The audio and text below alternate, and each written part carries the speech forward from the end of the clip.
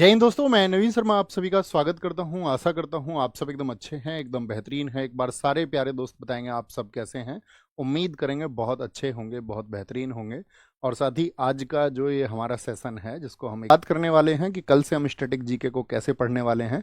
तो उसके लिए आपको पता होना चाहिए जिस विषय को आप पढ़ने वाले हैं उसका एग्जाम्स में वेटेज कितना रहता है। तो सबसे पहले आप जिस किसी भी एग्जाम की प्रिपरेशन कर रहे हैं, हो सकता है आप किसी एक एग्जाम का प्रिपरेशन कर रहे हो सकता है आप एक से ज़्यादा एग्जाम का प्रिपरेशन कर रहे हो, तो आप देखना आपके टारगेट पर कौन कौन से एग्जाम है और एक बार लिखना मैं इस एग्जाम को दूंगा। तो कमेंट सेक्शन में मी लिखना ताकि हमको पता चलेगा कि हम जिन एग्जाम्स को कंसीडर कर रहे हैं, क्योंकि एसएससी के सभी एग्जाम्स को हम ज़्यादातर इसमें कंसीडर कर रहे हैं, तो क्या वेटेज रहता है तो वो एक बार आप देखेंगे।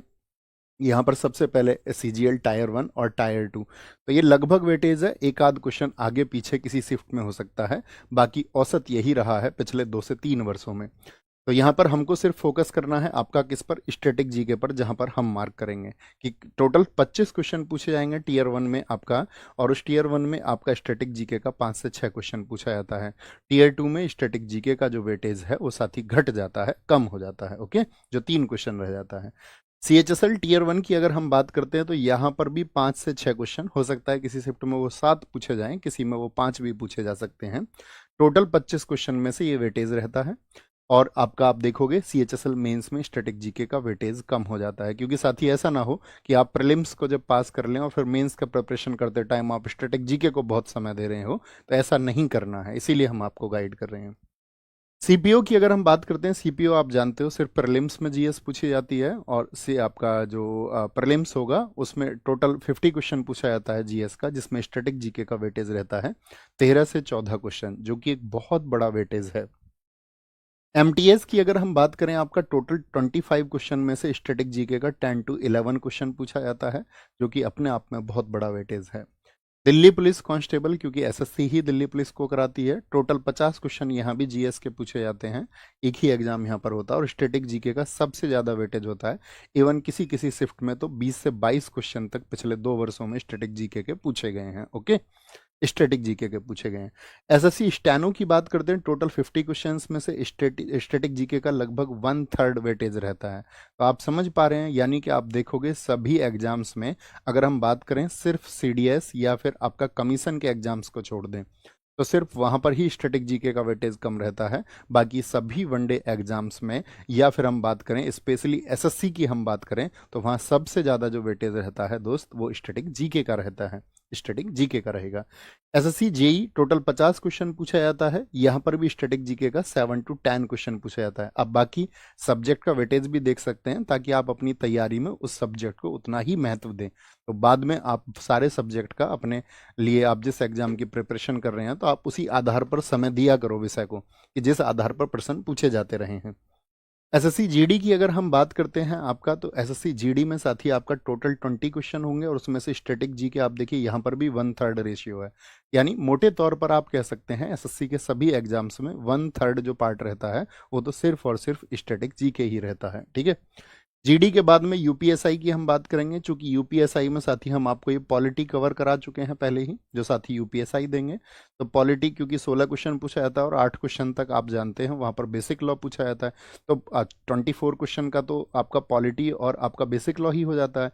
तो बाकी 16 में सारी जीएस पूछी जाती है, और सारी जीएस में जो स्टैटिक का पार्ट होता है वो सोशल साइट और साइबर क्राइम के साथ में आता है। ठीक है, तो जब आपका यूपी का एग्जाम्स होगा तो हम आपको मेन चैनल पर, जो यूपी पुलिस के लिए डेडिकेटेड आपका कुछ भी आपका सिलेबस के पॉइंट्स है, चाहे जीएसटी हो, चाहे विमुद्रीकरण हो आपका, चाहे सोशल साइट्स नेटवर्किंग हो, तो वो जितने भी स्पेशल टॉपिक्स हैं, क्योंकि कुछ तो यहाँ पर कवर हो जाएंगे, कुछ हम उधर करा देंगे। ओके, थम्स अप करें, कोई इशू नहीं है जी, कर लेंगे। यूपी पुलिस कांस्टेबल की बात करते हैं, तो यहाँ पर टोटल 38 क्वेश्चन पूछा जाता है, और स्टैटिक जीके का 10 to 11 क्वेश्चन पूछा जाता है। ओके, 10 to 11 क्वेश्चन पूछा जाता है। रेलवे ग्रुप डी का साथ ही टोटल 25 क्वेश्चन होगा, स्टैटिक जी के यहाँ पर आपका लगभग 4 से 5 क्वेश्चन पूछा जाएगा। तो ये हमने आपको वेटेज बताया कि आप सब लोगों को वेटेज क्लियर है। और फिर हम बात करते हैं आपका सीडीएस की। सीडीएस में 120 क्वेश्चन होता है जीएस का, लेकिन वहाँ पर बाकी हिस्ट्री, पॉलिटी, ज्योग्राफी, तो आप कहोगे उन सब का वेटेज बहुत होता है। स्टैटिक जीके का बहुत कम वेटेज होता है, 7 to 8 क्वेश्चन होता है। कम तो हम 1% को भी नहीं कह सकते हैं यूँ तो, लेकिन बाकी सब्जेक्ट का कंपैरिजन करें तो वो कम होता है। एक बार थम्स अप करके मुझे बताइए, जो वेटेज मैं आपको दिखाना चाह रहा था, तो आपने इसको अपनी कॉपी पर नोट किया। अच्छा, मैं सीजीएल देने वाला हूँ, मैं सीएचएसएल देने वाला हूँ, और आपने एक स्क्रीनशॉट लेते हैं कि हमारी क्लासेस का शेड्यूल क्या रहेगा, ताकि आपको भी पता रहे हम कौन सा टॉपिक कब पढ़ने वाले हैं, कब पढ़ने वाले हैं। ओके, तो हम आपको एक बार वेटे क्लास का शेड्यूल दिखा देते हैं, आप इसका स्क्रीनशॉट ले लीजिए। हालांकि हम इस पूरी पीडीएफ को इस टेलीग्राम चैनल में शेयर कर देंगे। ओके, ध्यान से देखना, यहाँ डेट एंड डे लिखा हुआ है, क्योंकि हम कल 1 जुलाई से इसको शुरू कर रहे हैं, तो ट्यूसडे में जो हमारी क्लास होगी वो नेशनल पार्क होगा।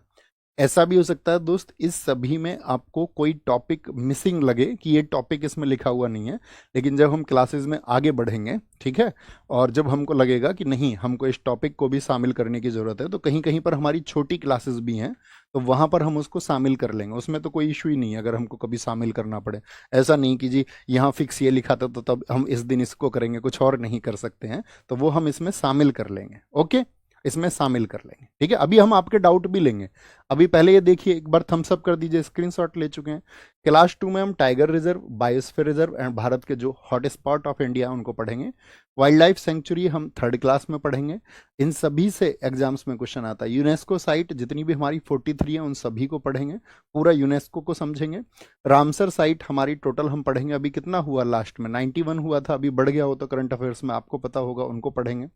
नॉर्थ इंडिया के फेस्टिवल हम 1 क्लास में पढ़ेंगे, साउथ इंडिया के फेस्टिवल हम 1 क्लास में पढ़ेंगे। क्लासिकल डांस 1 में पढ़ेंगे, क्लासिकल डांस आर्टिस्ट, ये छोटी क्लास होंगी, ठीक है, तो इनमें हम शामिल कर लेंगे, कुछ हमको लगेगा शामिल करने का। और आपका और नॉर्थ इंडिया के जो फोक डांस है उनको पढ़ेंगे हम 15 जुलाई में। अब देखिए, बीच में फ्राइडे के बाद में 2 दिन का गैप आ रहा होगा, 5 और 6 नहीं है, तो इसका मतलब क्या है, यहाँ पर सैटरडे और संडे है। ये आपके रिवीजन के लिए हो जाएंगे 2 दिन, कि आप आराम से अपना रिवीजन कर पाएं, और रिवीजन आपको कक्षा में करके आना होगा, ठीक है। तो ये हो गया आपका। फिर 16 जुलाई को हम पढ़ेंगे साउथ, स्क्रीनशॉट ले लेंगे दोस्त, साउथ इंडिया के फोक डांस। फिर हम एक दिन आपका म्यूजिकल इंस्ट्रूमेंट और उनसे जुड़े हुए जो भी हमारे कलाकार हैं उनको पढ़ेंगे। फिर एक दिन हम आपका म्यूजिक और जितने भी हमारे घराने होते हैं उन सभी को पढ़ेंगे। मार्शल आर्ट और जितनी भी इंडियन ड्रेस यानी भारतीय परिधान है उनको पढ़ेंगे। बुक्स एंड ऑथर्स को देखिए, यहाँ पर 2 लिखा हुआ है, तो इसको बुक्स एंड ऑथर को 2 क्यों लिखा हुआ है, तो क्योंकि ये थोड़ा बड़ा टॉपिक होगा, तो इसको हम 2 क्लासेस में करेंगे, 1 क्लास में नहीं हो पाएगा। 24 इसको थर्सडे को हम महत्वपूर्ण ऑर्गेनाइजेशन को पढ़ेंगे। यहाँ पर 2 क्लास लिखी हुई, यानी इंपॉर्टेंट ऑर्गेनाइजेशन 1 एंड 2, 2 क्लासेस में हम इसको करेंगे। ऐसे ही अवार्ड को हम 2 क्लासेस में करेंगे, 1 एंड 2। और जो हम साथी आपको बता देंगे, अगर आपने वो तैयार कर लिया तो उसके अलावा आपको कुछ तैयार करने की जरूरत नहीं पड़ेगी। ओके, 13 जुलाई को हम स्पोर्ट्स को पढ़ेंगे। तो यहाँ पे लिखा हुआ है स्पोर्ट्स, स्पोर्ट्स यानी कि 1 क्लास, 2 क्लास, और फिर आपका 1 क्लास और होगी स्पोर्ट्स का, 3 क्लास होगा स्पोर्ट्स का, ठीक है। और 4 अगस्त को हम पढ़ेंगे आपका नेबरिंग कंट्रीज और जो टेम्पल्स पूछे जाते हैं। गवर्नमेंट स्कीम को हम 1 क्लास में पढ़ेंगे 5 अगस्त को। 6 अगस्त को हम पढ़ने वाले हैं जितने भी इंपॉर्टेंट डेज एंड थीम्स हैं। 7 अगस्त को हम आपका परिवहन और पर्यटन को पढ़ेंगे। अब आपको देखो जिसमें क्या मिसिंग लगेगा, आप कहेंगे भैया इसमें कैपिटल तो लिखी नहीं है, तो वो बच्चों वाले सवाल हैं। देखिए, उन बच्चों वाले सवालों को मैं हमेशा आपसे उम्मीद करूंगा कि उन चीज़ों को आप कहीं भी कोई बुक उठा करके या आपका कहीं भी कोई वीडियो देख करके आप तैयार कर सकते हो, किसी देश की राजधानी का नाम। तो इतनी उम्मीद तो मैं आपसे करता हूँ कि इतनी जो बेसिक चीज़ें हैं वो आपको पता होंगी और उनको आप पता कर लेंगे। थम्स अप करें, जी हम कर लेंगे उसको पता।